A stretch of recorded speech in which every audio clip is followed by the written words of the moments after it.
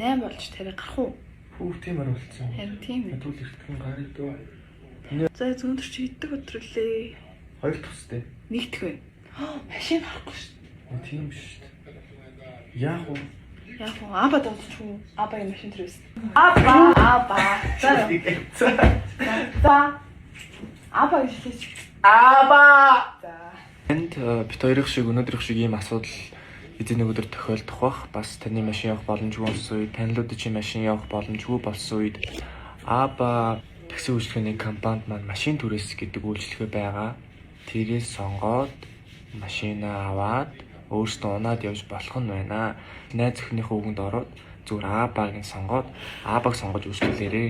Тийм өөрөөс найз зөвхний зүг байдаг шүү. За тэгээ давуу тал нь гэх юм бол Аба нь түргэн шуурхай, хариуцлагатай, маш цэвэрхэн, тэгээ аюулгүй. Тийм хамт олон таныг хурдж авах болно. Баярлалаа.